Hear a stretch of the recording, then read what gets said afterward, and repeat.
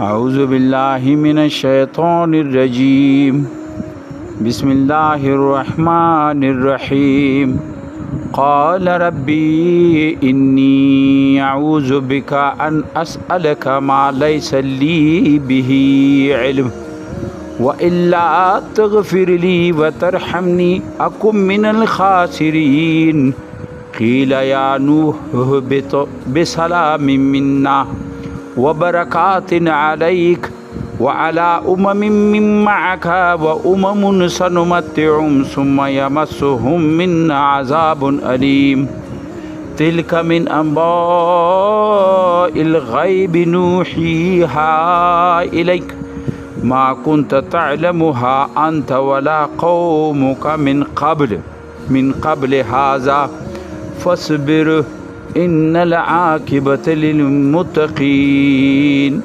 صدق الله العلی العظیم. انتہائی قابل احترام دوستانو، سورہ ہود آیت نمبر 47، 48 اور 49 آیتونو مطالعہ کو دے نوح علیہ السلام تذکرہ او دے غږ کې ساچ دا غا دلته نن اختتام تراسی. خو د اختتام نه مخکې د کې ډېرې بنیادي یو څو نصیحتونه او څو تنبیحات او یو څو داسې احکامات دي هغې کې چې دا یعنی دې باندې ځان پویول پکار ده. نوح علیه السلام خو سوال وکړو الله ته، ځکه چې بشري کمزوري وه، زوی سترګو لاندې و، سترګو کې کتو چې دا غرقېږي. نو رب ته سوال وکړو چې یا ربه دا خو تا ما ته ویلي و چې دا تا اهل به زه بچ کوم، نو دا خو د ما اهل نه ده اور و د تا وعده چې کومه ده، ته چې کومه خبره وکړې، مقصد یې غزه دا و چې ته چې کومه وعده وکړې، ته چې کومه خبره وکړې هغه خو پوره کېدنې وله وي. نو دا څرنګه چونکې بشري کمزوري وه، نو هغې کې د رب طرف نه یو سخت ډانډ راغلل او هغه ته دا ویلی شو چې دا د تا اهل نه نه و. نمبر 1 خدا غیر صالح و او د پیغمبر اهل چې وي هغه د هغه امت وي، هغه خلک وي چې هغه صالح خلک وي، اعمال صالح وي، یعنی دا خبره واضحه شه په هغې کې. نوح علیه السلام پیغمبر و فوراً رب ته رجوع شو، ورته چې ای ربه د ما انی اعوذ بک، زه پناه غواړم، انی اعوذ بک، زه پناه غواړم د دې خبرې نه، ان اسألک ما لیس لی بعلم، چې زه تا نه داسې یو سوال وکړم، داسې یو درخواست وکړم چې د هغې ما ته علم نه وي. یعنی ما خو به صرف یو بشري کمزوري هغه ما زوای نږدې ولګېدو، خو د تا نظیر چې د هغه خو ډېر لوی لرې رسېده. یعنې هغه خو دا وضاحت وشو چې تا ته هغه خلک تا اهل دي چې هغه د تا مننې ولوي، د تا د احکاماتو باندې عمل کوونې ولوي، د تا د دعوت حق پیلو کوونې ولوي، د هغې غلبونې ولوي. دا چاته د نوح علیه السلام ته، خو د نوح علیه السلام په ذریعه سره مشرکین مکه ته یوه خبره رسوي. هغه څه درسي؟ الا تغفر لی. اوس نوح علیه السلام ورته وایي چې یا ربه، پهله سوال خدا وشو خبره چې یا رب زه پناه غواړم د خبرې نه، چې کومه خبره یې ما ته علم نه وي. ما یوه داسې خبره وکړه چې یقینا چې ما ته د هغې علم نه و. نو اوس ورته وایي والا تغفر لی، ته که چېرې ما معاف نه کړې، ما درګذر نه کړې، وترحمني او ما باندې رحم نه وکړې، اکن من الخاسرین، نو زه خو به خسرې ولې کې شم، زه به برباد شم. دځه کې اوس دا خبره شهید رسل چې د پیغمبر خو شان دغه د پیغمبر خو بالکل لو ده، لیکن دې ذریعې سره هر مؤمن ته، هر ایمان والي ته دا پیغام ده چې ګوره غلطۍ خو به تا نه کېږي. پیغمبر نه داسې وه، دا ته غلطي نه، بشري وه، کمزوري وه، یو ټوکو یو هغه و چې هغه ته ولګېدو، مخامخ یې لیدلو چې زوی و، هغې وجوهات و، نور خو داسې نه وه. مګر دې باوجود چې پیغمبر ته ډانډ پرېوت، پیغمبر خبره نه ومنله شه، نو د بل خبره به څنګه منلی شي؟ او بل طرف ته شان څه ده، د پیغمبر فوراً رجوع شو، حالانکه الله سره دغه مقام څه ده، پیغمبر ده، ټول انسانیت دی پر پیغمبر ده، دغه ټیم ټول انسانان دغه و. لہذا بیا هم هغه څه کوي، هغه एकदम رجوع کوي، एकदम سار ټیټوي، الا تغفر لی، اے رب که زه دې معاف نه کړم وترحمني او ما باندې دې مزید رحم نه وکړو او کوم من الخاسرین زه خو به برباد شم. دا د ایمان ولې ته شان نصیحت ته چې ګوره غلطۍ به تا نه کېږي، بشري کمزورۍ به راځي، نفسي کمزورۍ به راځي، نفس به دې دوکا کی، شیطان به دې دوکا کی، معاشره به دې دوکا کی، اولاد او قوم به دې دوکا کی. خو یاد وساته چې ایمان شان دا ده چې ته فوراً رجوع کوه. تا ته چې کله او جټکا لاګي انسان کې یو وي که نه چې هغې ته قلب هغه ورته وایي، یعنی هغه زړه چې هغه انسان ټوک ورکوي، او دا هر انسان سره وي. څوک چې بد کوي هغه ته معمولي داسې ټوک ورسي. دیو خدا وي چې ډېرې چړاوې پرې لګېدلي وي، زنګ پرې لګېدلي، هغه ته خو نه رسي. هغه وایي چې بس ټیک کار مو وکړو. خو چې تازه وي او هغه ته هم داسې یو ټیم کې رسي، کله افسوس وي چې یاره نه مو وای کړی دا کار که نه. خو دا وخت باندې ځینو خلکو ته ویر شي چې کوم ډېر لږ ګناهګار وي، خو که چېرې دا هغه باندې بیدار شي نو دته بیدارېدن پکار ده. او کله چې دا بیدار شي د فوراً الله ته رجوع پکار ده چې یا رب ما معاف کا، که زه دې معاف نه کا کوم من الخاسرین نو زه خو به برباد شم. قیله رب دا خبره پرېشه، رب معاف کو. رب ورته ویلي چې اوس مخکې ورته قیله ورته ومویلو الله یی یا نوح بد، ای نوح کوشه، چېرته نه کوشه، کښتۍ نه هغه غره نه کوشه، ډېر لوی غار و، ده نه کوشه، دنه اوس ته کوشه، اوس غره باندې خو تا بچاو دی پرته ما دلته ودرولې.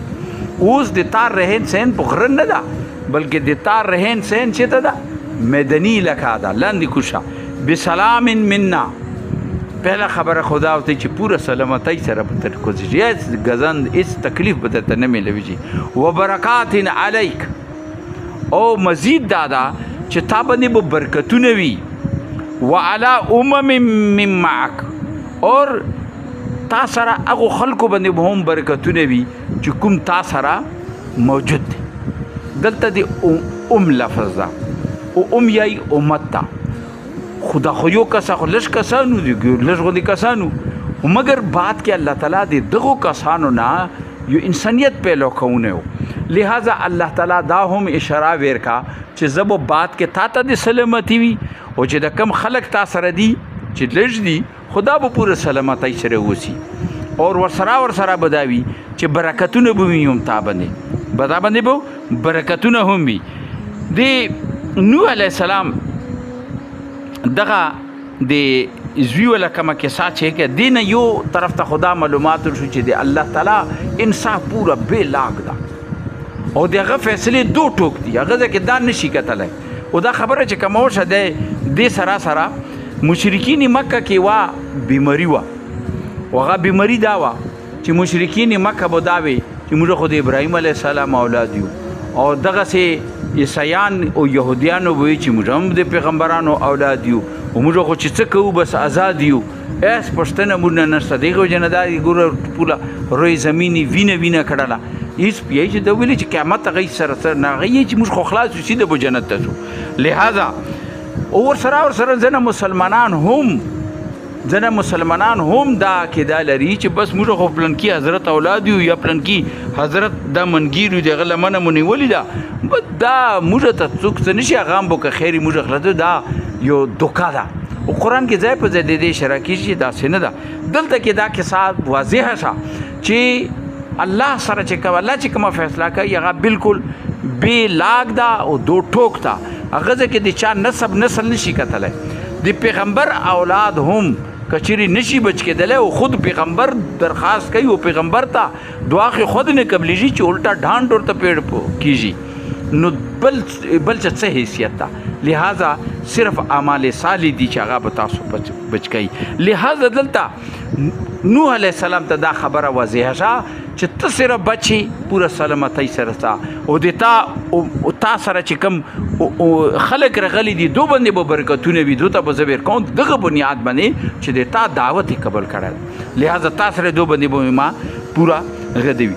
هغه کې دا راځي دا کوم چې تاریخ ته د انصاف هغه کوي. مخکې دې باندې موږ غږېدلي وو چې چونکې نوح علیه السلام سره د هغه درې زمن ناست وو، یو نما حام وه، یو نما سام وه، یو نما یافس وه. دغه چې کوم دا هغه چې دا یا سام چې دا خو هغه ځای کې پاتې شللو. سام چې دغه علاقې کې د عراق په ارد ګرد کې دغه میداني علاقو کې د رهن سین شروع کو. خو کوم هغه چې بل بچای چې کومو یافس دا څه چلو کو د دلته کې واده روس او دغه عراق په علاقو غمانس کې یو ډېر لوی غرونه دي. دغه غرونه کراس کړلو او د روس میداني علاقو ته دا ووتلو. دا او د اولاد غلطه کې دی آباد شو.